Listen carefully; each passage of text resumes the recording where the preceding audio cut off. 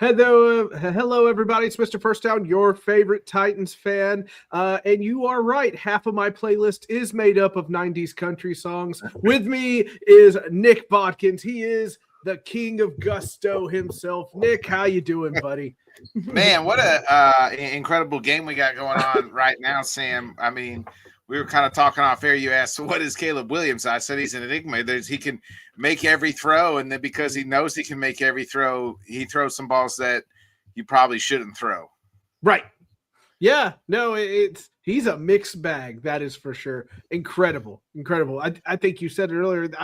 That pass to the end zone, I thought it was just a desperation throw, but no, it was amazing. He skied that sucker. Yeah. Oh, I've never seen it. But now, after his interception here, this is what we're talking about, the enigma that is Caleb Williams. The Rams have an opportunity to go get it. I mean, a field goal wins it, and they're getting closer. Yeah. Closer, even closer. It makes it. But we have divisional round madness to talk about. We'll get a few house cleaning things out of the way. Unfortunately for Nick's Packers, Halfley looks like he's the favorite to land the Miami job. Kevin Stefanski goes to Atlanta. Maybe somebody will use Kyle Pitts, and whoever gets him in fantasy will be happy. Kyle Pitts a free agent, though. Kyle Pitts a free agent. Oh, yeah. Okay. All right. Oh, now, Goose, you're starting off on the wrong leg here. We can't root for the Californian team. We can't do that. But Bob Saleh, went from a virtual interview with the Titans to being flown in tonight to meet with them, which is escalation of some sorts. Yeah, do you think he's the guy? I think he might be. Right, to go from a virtual interview to get on a plane, go to Nashville, and the next thing you know, we have two beat reporters here that say, hey, just so you know, tomorrow might be D-Day. I'm like, okay, so they're hearing like they're going to move quick here. They like the guy. Yeah, they like him. If I'm the Titans, I try to tell Saleh, go get McDaniel as your offensive coordinator, and I think you got something there then. I think if you get Dable or McDaniel, I think you're in good shape either way.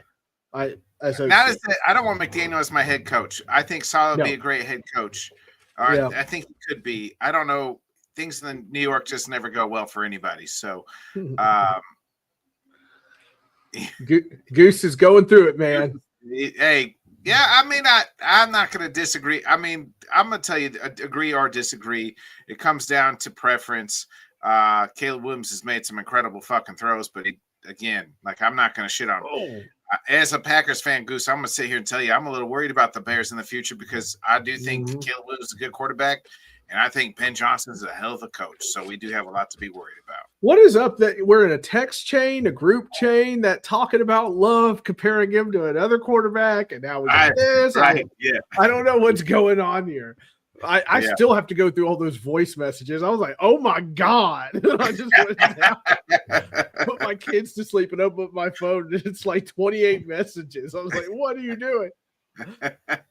Anyway, welcome to Fanboys Unleashed, everybody. So we're going to break down the divisional round here real quick. But first, Kevin Stefanski, do you like that hire for Atlanta? I do. Right? Okay. You got to like it. If I'm a Falcons fan, I got to like it. What he did with the run game seems to be, in Cleveland was great when, the last few years, and you have the best running back in the league. So arguably one of the best running backs in the league. So I do think so. I think you got to figure out I think this bodes well for Kirk Cousins as to be Atlanta Falcons quarterback. Yeah. I think you're right. I think it's going to work out that way. All you need is love. Sorry. I think Stefanski was his OC actually in Minnesota for 1 year. Oh, I think you're right. I had forgotten about that. That's a good point. So yeah, it's going to be interesting. I think he's the right man for the job. To be honest, if he can just use these weapons, because it seems like Atlanta has these players that can do good things, and they're just not used correctly. A lot of people are high on the DC coordinator, and they said he's coming back as well. So good. Yeah. Good. Keep it going. But yeah, I'm super excited to see how that plays out. I'm super excited to see how all the coaches play out. Oh, and it came over my phone, and I ran out of words for my ticker that goes at the bottom. Brian Flores, second interview with the Steelers. Okay, that makes sense. But I heard people were saying Mike McCarthy this morning.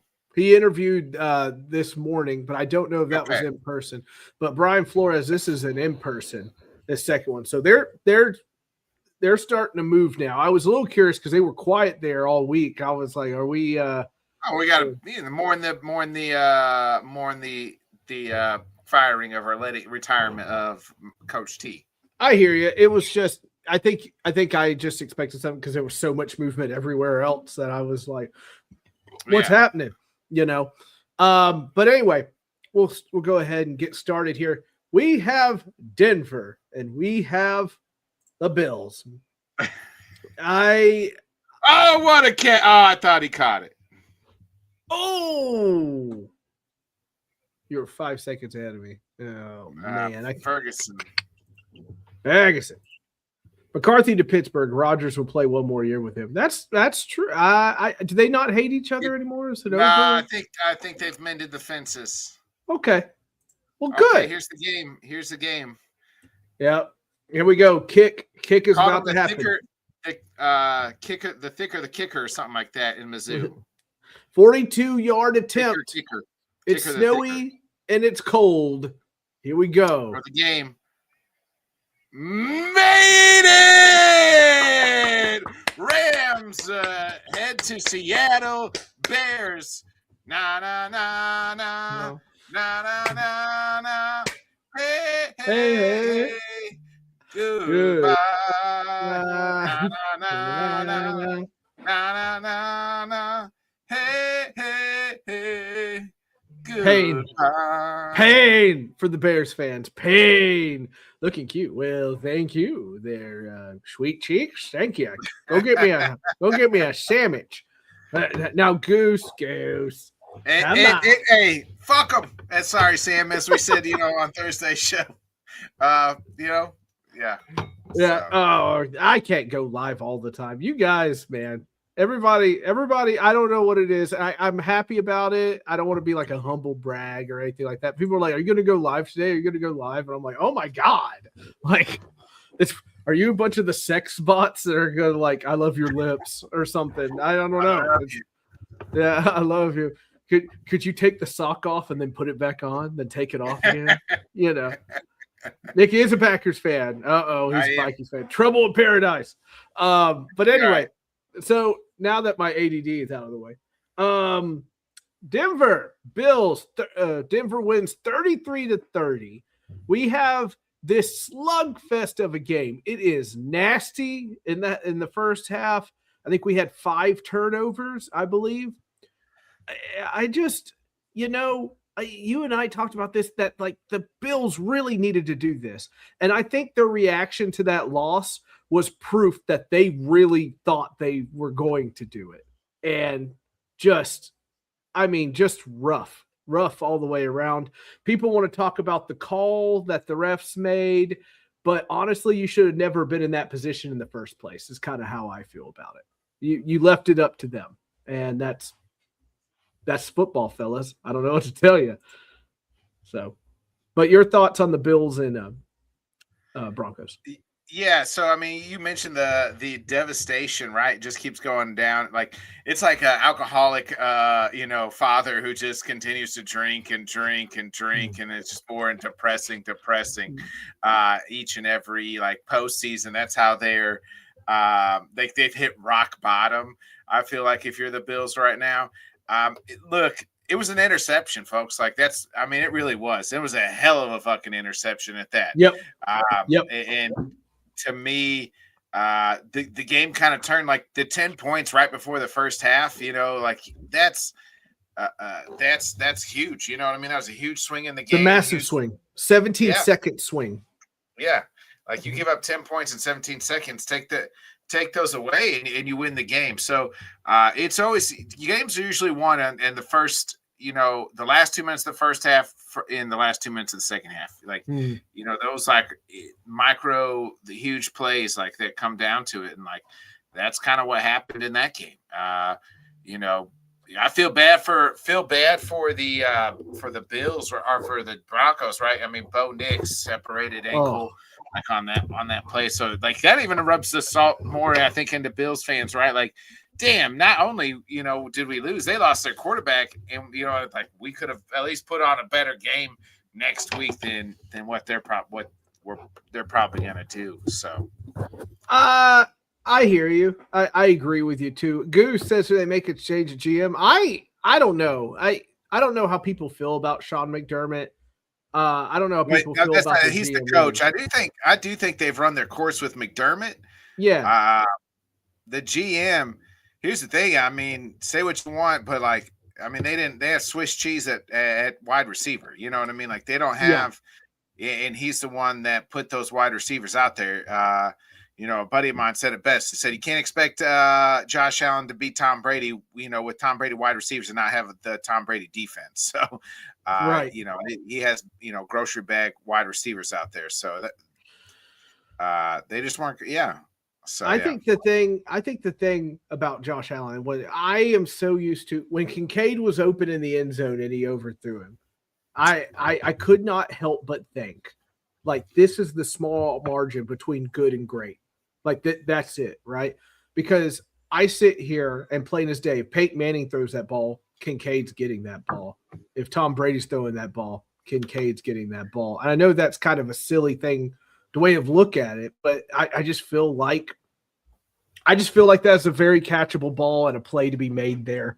Yeah, it should. I mean, I think he hits it 9 out of 10 times, but that's the game, man. Like this game is in inches. You know what I mean? Like that's what the game is. It's those inches, those close plays. That's like, damn, 9 out of 10 times he probably hits Kincaid, and that one he just didn't.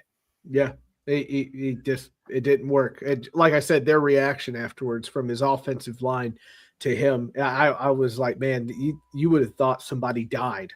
They took it so hard. And I don't think the Bills got robbed at all. I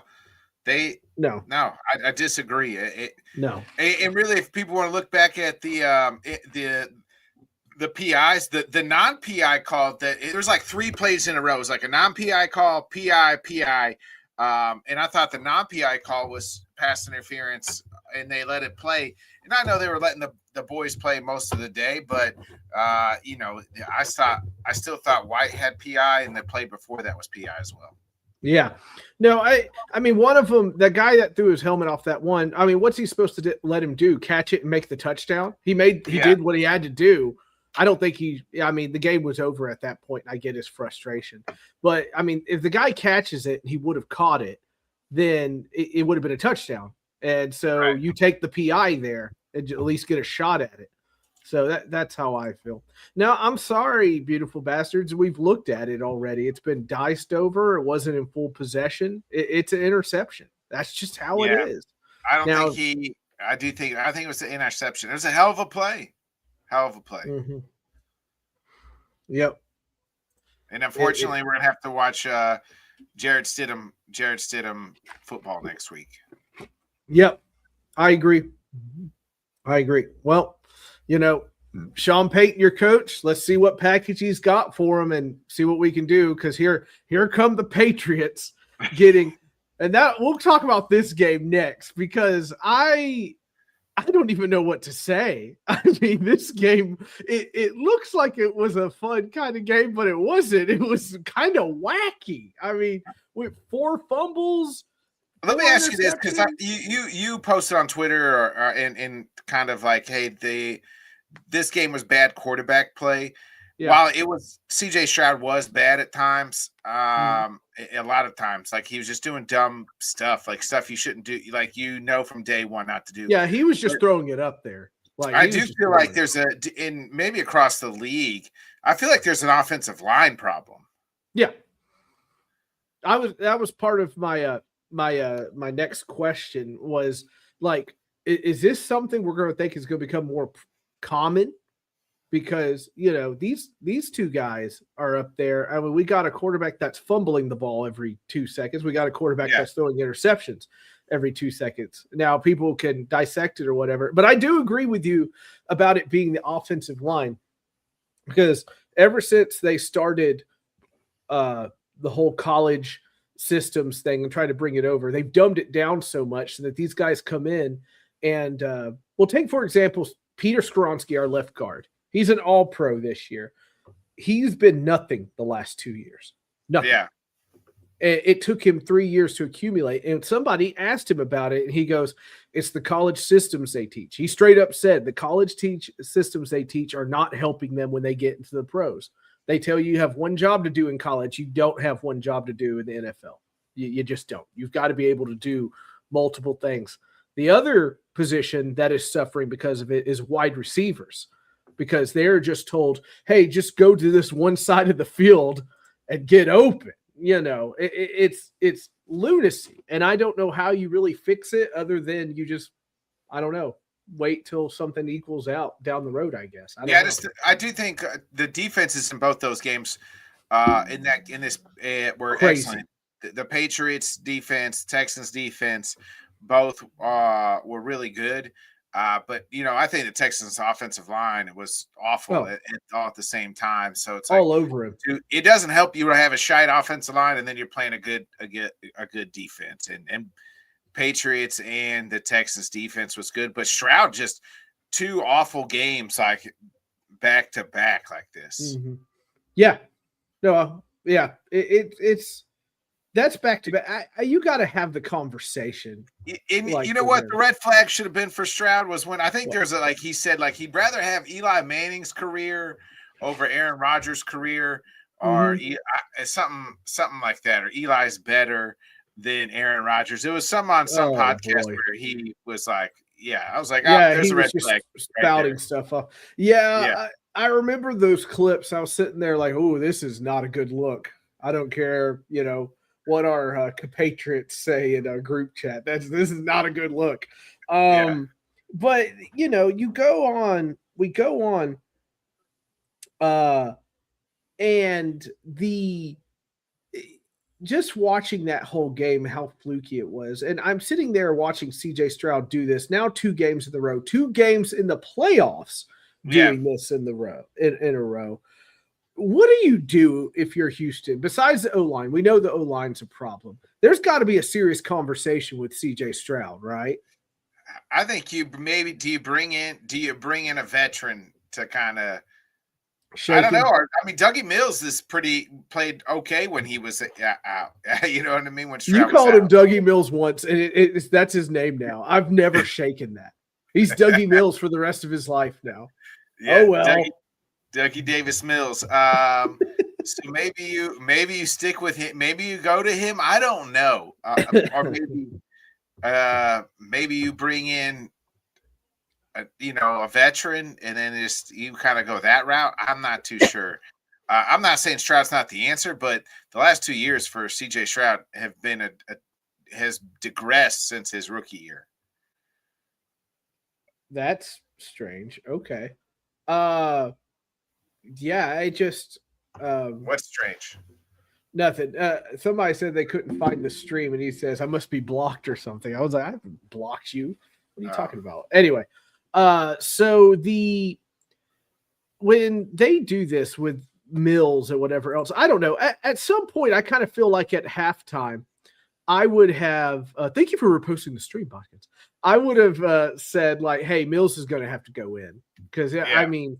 This is. But you believe in Stroud. You drafted him number 2 overall or 3 can't keep believing in him a little bit, yeah. But I mean, I don't know. I just feel like there needs to be a serious conversation. No Nico today due to the concussion as well. Like that goes back to the Monday game, right? Like you played Monday night. Had they played Saturday or Sunday, maybe he has that extra day and he clears protocol. Maybe. I don't know. Whatever it is, it's just a mess, an absolute mess. We know their defense is Super Bowl legit. It can clutch a trophy. It can. I 100% believe it. But I mean, as somebody said, they just need a game manager at this point, and he's not managing the football game. Yeah, he doesn't. He just don't turn the ball over. Yeah. It's going to be film study on that game is going to be really interesting. When people and Drake May didn't have his best game either. No, did you know he had 14 fumbles all football season? Goodness gracious, that's pretty freaking nuts. Yeah, he's got to take care of it. He runs though a lot. He's athletic, and you got to think though. I mean, you got to favor the Patriots to beat the Broncos next week. Oh yeah, 100%. I don't even know what flipping. Like I just can't give the Broncos a chance at all. I feel bad about that, but I can't. It's just I can't see them doing it. If Bo Nix was playing, I would still favor the Patriots. As I told you last week, I thought the winner of the Patriots Texans game was going to represent the AFC in the Super Bowl.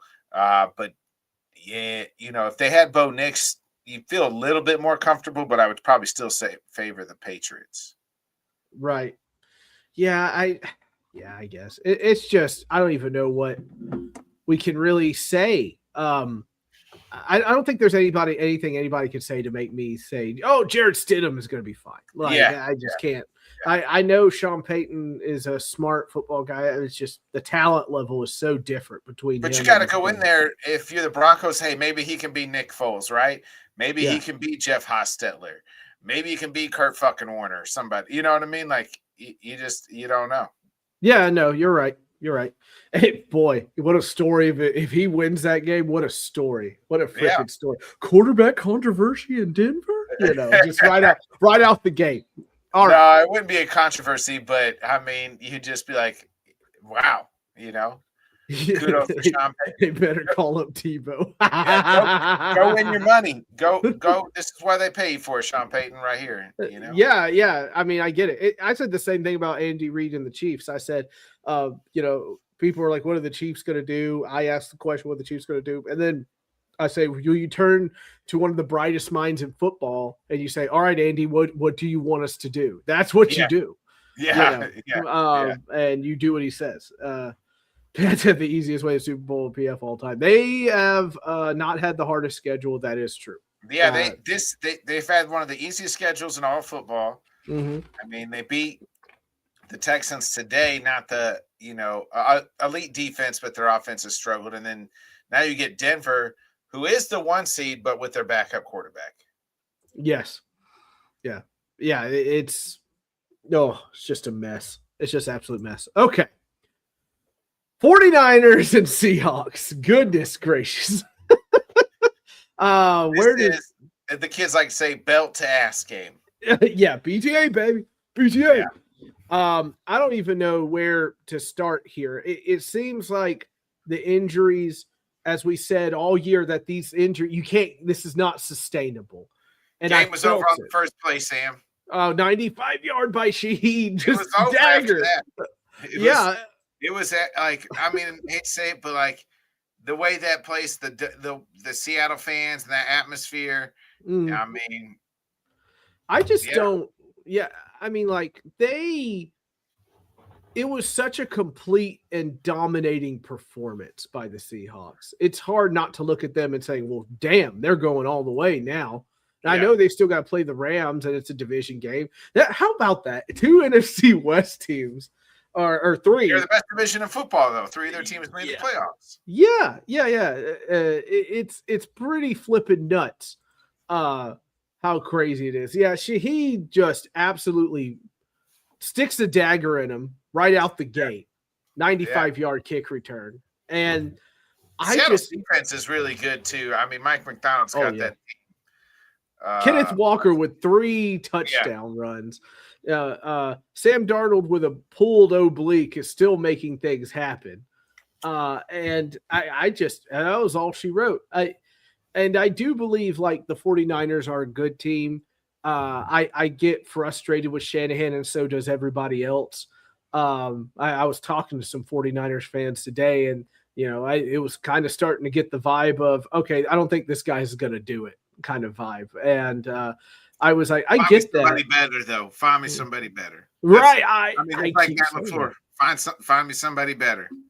Right. It's like anything, right? If there was a darling, like the darling coach was Harbaugh in this hiring cycle, right? Everybody else, you're kind of sifting through and just praying to God, hopefully, that one of these guys is going to hit. That's what you're trying to do. A lot of teams would, if you got rid of Shanahan, he would find a job yesterday. Just like that. I'm not even a big fan of the guy, and I would be like, you put him on a plane now, and you put him in here now. Sell him half of Broadway. He gets you like honky tonks? You're about to. Half of Broadway's yours. Like that's the thing. Is because the guy's taken 2 teams to 2 Super Bowls. And I know they lost, but in what, like 4 NFC championship games or something. Like, right. Yeah, it's a lot of his is just they've been injured. Like the injuries have been just tore up. Absolutely tore up. And I worry about Kittle. That Achilles injury at his age is not great. Things could come apart there if the system doesn't work there or whatever. I felt bad for Brock Purdy, who played his heart out. Yeah. And it just their Seahawks defense is legit. Yeah, absolutely legit. Smothered, covered, and chunked. Just absolutely nowhere to go after that. Okay, let me see. Am I forgetting a game? I guess. Oh, this one. Bears and Rams. A cold game, a little snowy game action here. It was tight. We were kind of going crazy about Caleb Williams in a negative way and a positive way. He is an enigma. And Nick, you said something interesting at the beginning of the show. Bears are probably going to be a force for years to come, right? I think so. I do. Yeah. I'm a Packers fan, but like I'm a realist more than anything. And I mean, the kid can make multiple throws. They got a shit ton of talent. Colson Loveland's a dog. They still got a Dunze, Luther Burden. That defense is going to get better if they can get some sort of pass rush. They got the right coach. That's the thing. The guy that can set the tone in the room, and this is what the fuck we're going to do. And it was a tough loss for the Bears, after and really like the horseshoe eventually had to fall out. Like they have just been, so yeah, that's kind of how I look at it as, but kudos to the Rams. I mean, they got it done. It was a hard fought defensive game. Mm-hmm. They went in there despite the weather, Tanner, you hear me? Despite the weather. And the California team got it done in the frozen tundra of the Midwest. I freaking, it's amazing. I don't know what else to say. I flipping loved it. That throw by Caleb, that's probably throw of the year, right? That thing. Yeah, I mean, he's had 2. You go back to the Packers game and again, where it's like 4th and 6 or whatever. Right. And they got to have it. And he throws up off his feet, just, fading away. And then that throw right there to Cole Kmet, like he's running backwards. Right. And just like kind of turns around and just whips it in all the way to the corner of the end zone. And there's Cole Kmet. It's just like, how the hell did he throw that? I have no clue. I don't even know how he got it up as high as he did and put it where it needed to be. I absolutely incredible. I mean, it's why we watch. I eat it up. I live for it. I'm here for it. But, I also have to say, I am so shocked by people. Like, we have these Bills fans on Twitter. We have these who else lost the day? Texans or anybody else. And they're just like, oh my, this changes got to be made and whatnot. And I say, bite me. I would kill to be where you are right now. Are you kidding me? Like, you're trying to get over the hump. No, I get it. But like, I just be thankful for where you are. I think the Bills didn't have a point of trying to make changes because maybe they've gotten so far with the group. You know the coach has finally hit his ceiling. Just the peak already happened, and now you're on the down end. Yeah, right. Well, I'm very curious. The thing of it is we asked the Bills to win this thing, right? We all thought that we're like, oh, nobody. But this was also the worst Bills team they've had in this run. Yep. It certainly was, but I still felt like I felt like Allen really needed to kind of take control here, and in a way he did, and in other ways he didn't. So they have to get it, but they'll get back in the playoffs. Like they will, be good just fine and figure it out. But I do think that maybe a change is in order this time. You know what I mean? Like I do think you need to fire the head coach and hire somebody else. Yeah. I just think it's been long enough. It hasn't happened yet. And them's the berries. So did Matt LaFleur get a 2-year extension like you called? So he not 2-year, but did get got an extension. From what I've read, they're saying it's longer than 2 years. It's like a long-term commitment type deal. Okay. Not like a prove it 2-year deal, like I said. They give him and Goody, the GM. Okay. How do we feel about that? Again, who are you going to get better? That's better. Yeah. I know. I just hate having to, you have to say it, but at the same time, you're like, God, it is what it is, man. Yeah.